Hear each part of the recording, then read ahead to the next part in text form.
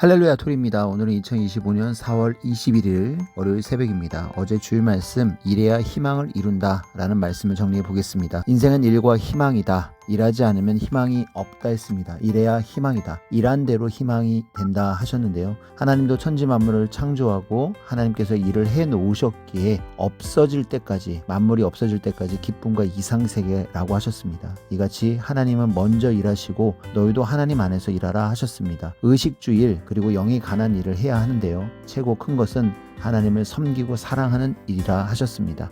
신앙의 일은 육신의 문제도 해결하고 영의 문제도 영원히 해결하는 금덩이 같은 일이다 하셨는데요. 새 시대 새 일이다. 새 시대 일을 해야 영적인 의와 돈과 실제 육의 돈을 얻게 된다 했습니다. 선한 일을 행하는 것이 의입니다. 그 중에서도 의가 최고 큰 영원한 역사의 일은 하나님의 새 시대 새 역사, 성약 역사를 이루는 것이라 했습니다. 고로 시대의 말씀을 듣고 복음을 전해서 생명들을 새 역사로 돌아오게 하는 것, 이것이 가장 큰 의라고 하셨죠. 배가 작으면 파도에 파손되니 큰 군함이 돼야 파도가 쳐도 튼튼하다고 했죠. 섬사에 많은 사람들이 추수하지 않는다고 했는데요. 목숨 걸고 전도하면 더 많은 생명의 역사가 일어나겠죠. 이 시대 차원으로 기계화된 추수를 해야 힘들지 않게 추수한다고 했습니다. 말씀으로 전도해야 쉽게 많이 전도한다 하셨죠. 전도해야 경제를 이룬다 했습니다. 선생님도 전도 못했을 때는 먹을 양식이 없었다고 하셨죠. 결국 전도를 했기 때문에 얼명동의 핵심지도 샀고 또 우리가 일해야 희망이 생깁니다. 선미사는 하나님께서 전도의 축복을 주셨다라고 하셨습니다. 편하려고 매일 일을 안 하면 결국 얻는 것이 없다고 하셨습니다. 일하는 자는 매일 표적이다. 큰 일을 해야 큰 표적이 일어난다. 일은 두 가지인데요. 하나님 뜻 안에서 육적인 일과 영적인 일인데요. 자꾸 하고 주 뜻대로 해야 모두 유능하게 된다 했습니다. 우리 모두는 일하라고 이때에 태어났다고 하셨습니다. 6천년 하나님 기다린 창조 목적의 일을 하라고 기적으로 전도됐는데 자기 꿈이나 이루려 하니 무익한 자가 되어 쫓겨났다고 했습니다. 일하는 자에게는 하나님도 성령도 같이 행해 주십니다. 이래야 천국에 자기 처소도 지어지고 또 하니 모두 충성으로 일하자 하셨습니다. 육신 일생 영원토록 하나님 앞에 최고로 충성해야 더 좋은 곳으로 영의 세계가 가고 땅에서도 다음 단계의 일을 깨닫게 하시며 더 큰 일을 주신다 했습니다. 할 일을 안 하면 신앙이 바로 나태해지는데요. 먼저는 육 있는 자 하셨습니다. 다음에 신령한 자, 곧 하나님과 성령의 역사, 자기 혼과 영의 역사입니다. 통할 때 열심히 마음과 뜻과 목숨을 다해 행하며 통하며 이야기해야 합니다. 지금 이때는 새 일을 할 때입니다. 새 역사의 일을 해야 되는데요. 이래야 하나님의 성령도 역사하십니다. 안 하면 할 일이 자꾸 없어지고 일이 일을 만듭니다. 얼명동도 일을 해놓았기에 천년 동안 쓰게 됐다고 하셨죠. 하나님도 성령님도 주도 우리가 찾고 부르며 그 구상대로 일할 때 응답하십니다. 부르지 않으면 하나님도 성령도 구할 자도 대답하시지 않습니다. 불러야 일이 시작되는데요. 하나님 성령 주를 찾는 것이 먼저 해야 하는 신령한 일입니다. 저희들이 해야 될 일 중에 부르는 것 하라고 하셨는데요. 가만히 있으면 항상 가만히 있게 되고 영과도 못 통한다 라고 하셨습니다. 통할 때 열심히 마음과 뜻과 목숨 다해 행하여 통하며 이야기해야 합니다. 끊어졌다가 다시 통하려면 다시 조건을 세워야 합니다. 하나님과 영으로 통하는 것이 귀하다는 것을 알아야 하겠죠. 기도하니 하나님도 성령도 너희에게 해줄 것은 다 해주고 가지 그냥은 안 간다 하셨습니다. 고로 각자 저마다 최고로 충성하자 하셨습니다. 기도하는 것이 분명 일입니다. 의입니다. 그리고 경제도 그냥 흘러가지 않게 개인도 선미사도 뭉쳐서 행하자 하셨는데요. 저희들이 지금 이때 끝까지 해야 된다 하셨습니다. 성령님도 끝까지 한다 하셨고 확인하면서 하라는 말씀도 하셨습니다. 하나님과 성령과 함께해야 사기당하지 않고 속지 않는다 하셨습니다.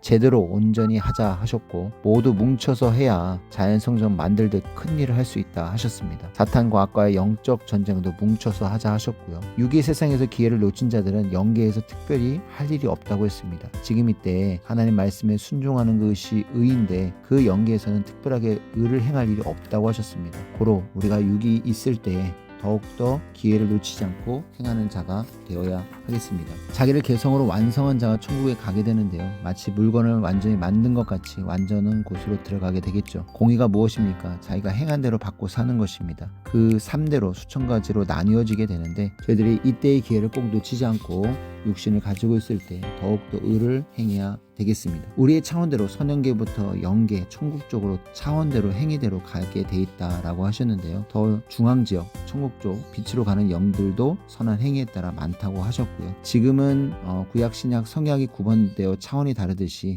급도 다르다라고 말씀하셨는데 집도 부모방, 자녀방이 다르고 각자 사는 삶의 위치가 다른 것처럼 그러하다라고 하셨습니다. 저희들이 행위대로 천국이라도 공적대로 살아간다라는 말씀을 비유하신 것이죠. 천국의 삶은 가만히 놓고 사는 어떤 돌같이 가만히 있지 않고 저마다 즐거운 낙의 일이 있다 하셨는데요. 사랑의 대상자는 사랑에 속한 일을 한다고 했습니다. 세상에서도 그와 같이 그러하다. 히브리서 8장 5절 말씀을 잘 이해해야 되겠죠. 예수님이 오시기 전에 육이 죽은 자는 육으로는 못 맞고 영이 기다리다 맞기도 했습니다. 예수님을 맞은 영들은 천국으로 가고 예수님을 못 맞은 영들은 그 행한 대로 구원을 못 받아 천국으로 못 갔습니다. 땅에서 예수님을 구세주로 안 믿은 자들의 영이 어떻게 되었나 보라고 했죠. 주 예수를 믿어야 구원을 받는다라고 한 말을 깨달아야 된다 했습니다. 물에 떠내려가는 자는 구원자가 와서 구출해야만 구원이 된다 하셨죠. 새시대에 보낸 자를 따라오지 않으면 한 단계 높은 새시대의 혜택인 핵을 못 맞고 행한 무지대로 육도 영도 그 주관권에 처하게 된다 하셨습니다. 이는 마치 애굽에서 나오는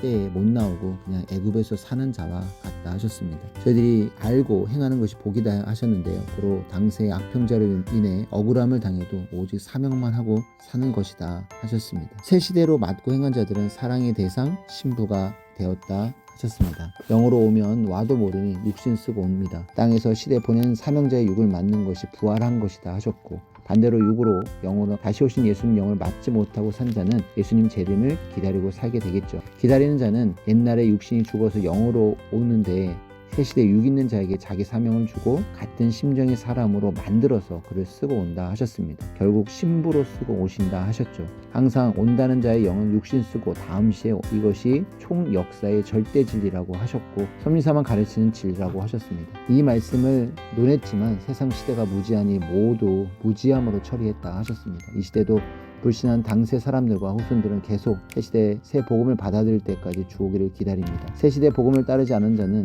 하나님을 믿는다 하나 자기 고집과 무지와 형식으로 믿고 사는 자들이죠. 지옥 고통을 겪지 않으려면 갔다 온 자의 말을 들어야 하는데 정말 세상에 살 때 죽도록 하나님과 주를 믿고 살아야 한다 하셨습니다. 하나님은 시대마다 약속대로 오십니다.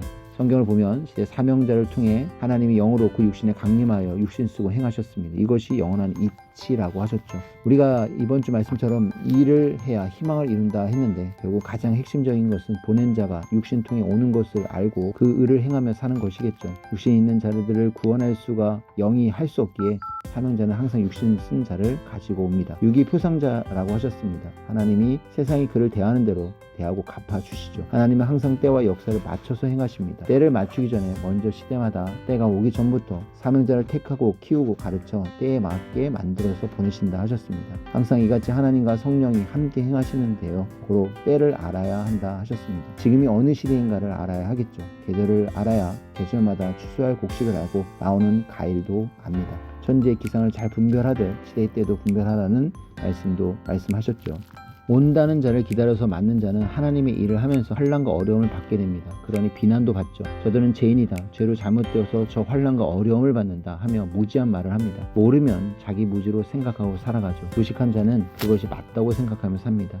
아는 자는 봄이 와서 씨를 뿌려도 농사 짓는 농부는 알지만 대부분의 사람들은 관심이 없습니다. 하나님의 때가 와서 하나님을 섬기며 사는 자들이 하나님의 보낸 자를 맞고 살아도 무지자들은 모릅니다. 무지자는 사망으로 가게 되겠죠. 한번 가봐요. 영원히 못 나온다 했습니다. 구약에 하나님이 온다고 하고 약속대로 하나님은 예수님 통해 오셔서 신앙 역사를 이뤘습니다. 성경에 살인자, 거짓자, 미워하는 자는 천국에 못 간다고 했습니다. 결국 불신하고 미워하니 죄가 되고 영적인 살인자가 되게 되겠죠. 이 시대도 그러하다 말씀하셨습니다. 일해야 희망을 이룬다는 말씀 속에 가장 핵심적으로 절대 알고 그와 함께 의를 행하며 일하는 저희들, 그 무엇보다 그 뜻을 전하는 저희들이 되어야 되겠습니다. 인사드리고 마치겠습니다. 하나님, 성령님, 성자 예수님 감사합니다. 한 주간도 승리하십시오. 안녕.